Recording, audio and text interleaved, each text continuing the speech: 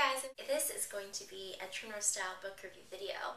I'm going to go over some of the books that I read at the end of last year that I really enjoyed, and I thought maybe you guys would like to read as well.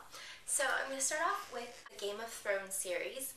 I've mentioned these a lot in past book reviews, so I'm not going to go too into it, just to say that it's an amazing series. Even if you're not a fan of fantasy, if you like historical fiction, just amazing epic stories, you will love this. They're very addictive. They seem like very long, intense reads, but you will not be able to put them down. They're so well written, and George R.R. Martin is just a genius when it comes to interweaving characters and just creating these huge storylines that are just blow you away when they come to fruition. Feast for Crows, which is the fourth book, which is the last one that I've read, is definitely my least favorite of the series. The first three I absolutely adored. Definitely took a while to get into it just because a lot of the main characters that you've been following for the first three books aren't really in the beginning of this book. So you're introduced to a lot of new people and you don't really care about them as much. So once you get past the first 100 pages or so, it starts to pick up and it becomes just as good as the others. I will say also that I feel like the fourth book and the fifth book, which I haven't read, Dance for Dragons, which is out on hardcover, which actually takes place at the same time as this book, and it includes other characters that aren't in this book. So for example, Jon Snow is not in this book at all because he's in that book. I feel like these two books are really kind of the middle of the story. You have the first three books, and then there's going to be two more that are coming out which kind of complete the story. I feel like that's why they're a bit slower as well, because it's sort of the middle of the story, so he kind of has to set up a lot of stuff for the climactic ending of the storylines, and it's just not as interesting as the beginnings. But it's worth it in the end. Stick it out, because the book is great. And this book is amazing, Storm of Swords. I zipped through this so fast. Like, I think I read it in 3 or 4 days. Moving on to another series that I love. It's Charlaine Harris's Harper Connelly series. So Harper is a girl who, when she was a teenager, was struck by lightning, and after the incident she's been able to find dead bodies in the ground and be able to see how they were killed. So she uses her ability to go around and help aid in murder investigations and in missing persons, and people hire her to help find out what happened to their loved ones, or help find their loved ones. And she travels around with her stepbrother, Tolliver. Very interesting character. Harper is just someone who I really enjoy reading about. I think that it's a fresh kind of storyline. If you haven't read any Charlaine Harris before, definitely recommend this. This is my favorite of all her series, even more than her Sookie Stackhouse / True Blood series. And it's a little racy at points, so if you're younger, there's some like sexual stuff in here that might be a little bit too old for you. And there is some graphic murder points as well, so if that bothers you, you might not like it, but I love them. And this one is my favorite of the series. I think this is book 3. This book is amazing. One of the underlying themes to the whole series is that Harper's sister, when she was a teenager, went missing, and Harper's goal is to one day come across her sister's bones and be able to find out what happened to her. So that's always in the back of her mind when she's going to these towns and helping these other families. So yeah, I just really find her really compelling and interesting to read about, and being that I love thrillers, I love crime novels, and I love anything sort of supernatural or magical, this series was really right up my alley. On the magical vein is The Girl Who Chased the Moon.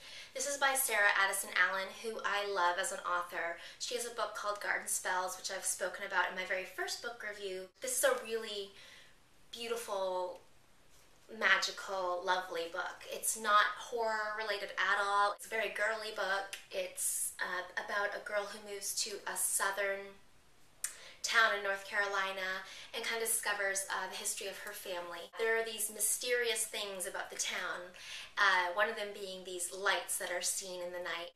There's a baker who kind of puts emotions into her cakes, and her grandfather is extremely tall. He's like a giant, and her room has all these magical wallpapers and things like that. So I'll read you the little back part of it. It just says, "A dusting of magic, the aroma of sugary cakes swirling through the breeze, and a girl who unwittingly brings change to a town of misfits makes for a sweet summer story filled with hope and forgiveness." Another girly book that I've read recently was Sylvester, the Wicked Uncle. Now this is by Georgette, who's one of the premier Regency romance writers of all time. It was written in the 1950s, and basically Regency romance are romance novels that take place in the time period of the whole Jane Austen sort of England. If you like Austen, you will love Georgette's books. This one in particular is very much based on the same storyline as Pride and Prejudice. It is so good. Like, I didn't expect to like it as much as I did. I thought, oh, 1950s, kind of stuffy, but no, great story. Really funny at parts. You fall in love with the characters, and basically what it's about is a girl who meets this man at a dance. She feels like he blows her off, and then when she's writing her novel, her first novel, she makes this wicked uncle character look like that man that blew her off at the dance. Not based on him at all, because she doesn't know really anything about him, but just physically look like him. And when the book kind of comes out, she realizes how much the storylines are actually true to that man's life, and people start thinking it's him, and just a whole bunch of shenanigans happen because of her book. It sets off all these series of events. She has to try and stop these crazy events from happening. I don't want to talk too much about this book because it'll give stuff away, but I will say if you like Pride and Prejudice, you need to read this, and you will, I guarantee you, love it. Love it so much. I have 2 or 3 books here that you could say are unisex. Definitely would appeal to both male or female readers. The first one is True Grit. You might have seen the movies, but this book is basically a Western. It's written from the point of view of a young girl, Marty Ross. I think she's 14 in the book, and her father is killed, and she sets out with the help of a U.S. Marshal that she's hired to avenge her father's death and arrest the man who murdered him, because the police in the town where he's killed don't really want to go after the guy who did it. So the relationship that develops between Maddie and Brewster, the U.S. Marshal she hires, is just such a great relationship. He became a man that was so against his nature when he was around her, and it kind of gave him a glimpse of what he could be, but innately he's just this sort of anti-hero, dark person, and he just couldn't live up to that in the long term. But yeah, it was great to see that side of him in this book. And one of the great relationships in this book is actually the relationship between Maddie and her horse. Her horse, Blackie, resembles her in spirit. He's a small, kind of unassuming horse, but he has a huge heart and is so strong-willed, and he's able to accomplish great things. The great thing about this writer, Charles Portis, is that he's able to just create this instant visualization with his characters. All his characters are very specific and look a certain way and act a certain way, and you'll be able to see that in your mind when you're reading it, and it makes you instantly interested in them and care about them. So I think it's an incredibly well-written book, and I really, really enjoyed it. And I think it's good for any ages and any gender.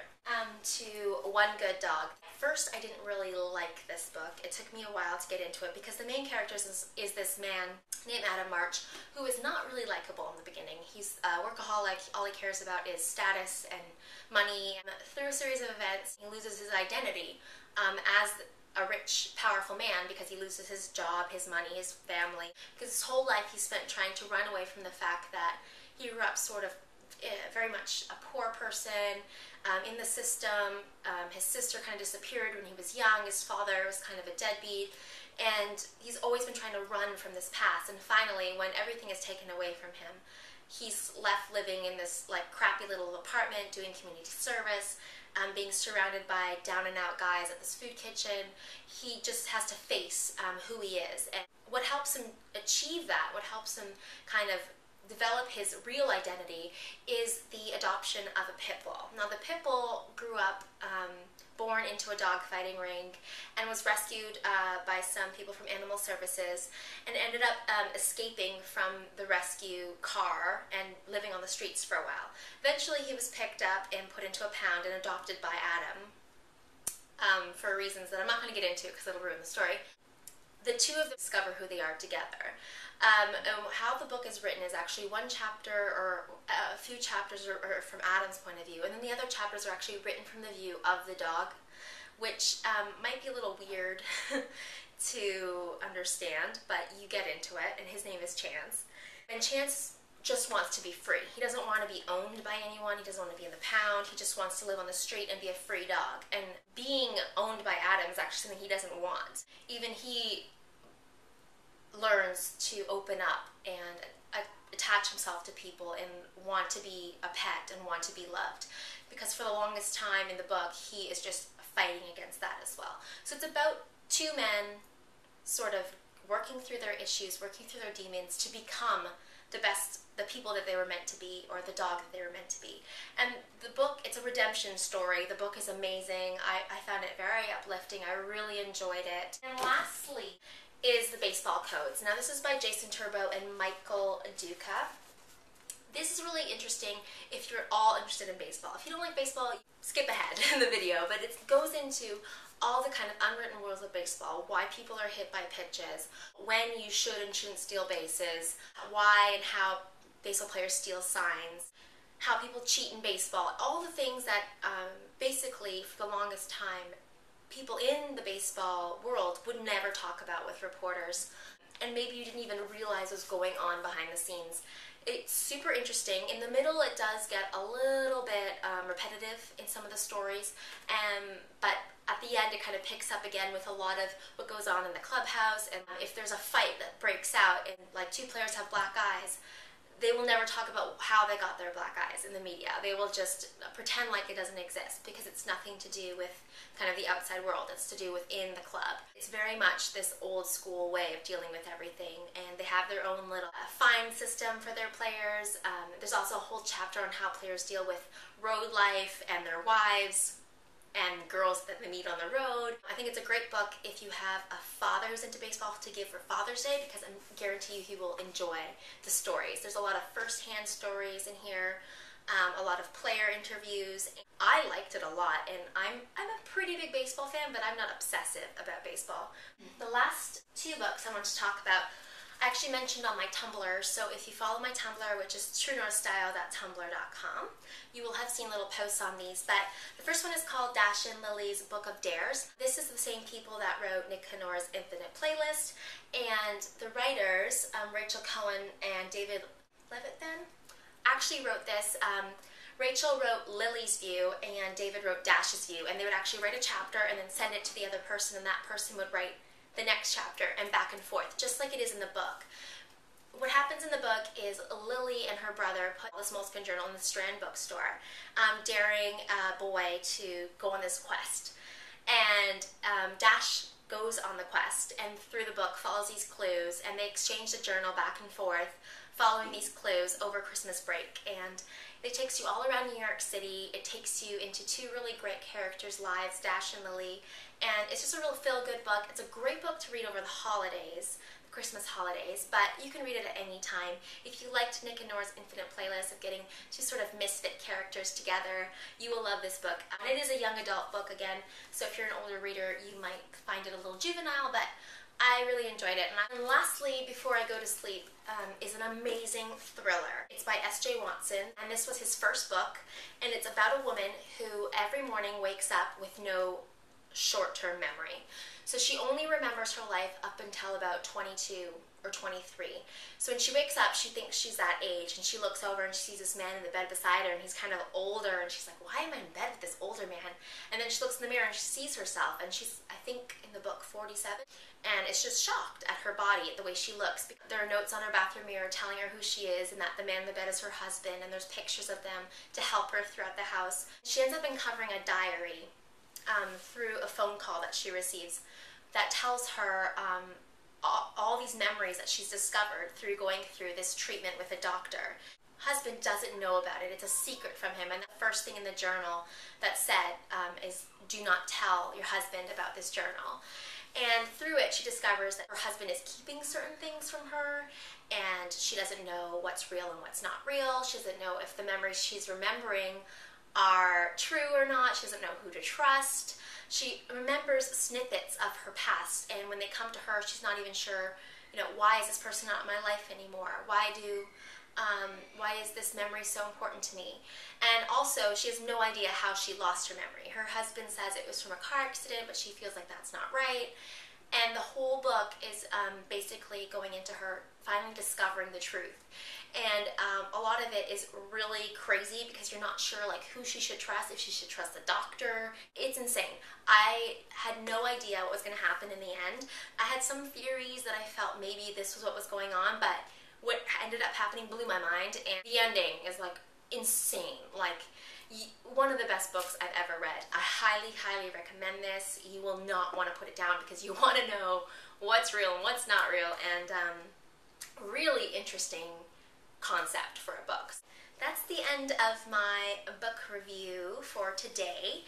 Those are all the standout books that I read at the end of last year, and look forward to another book review very soon for the books that I've read at the beginning of this year. Okay guys, see you soon. Bye!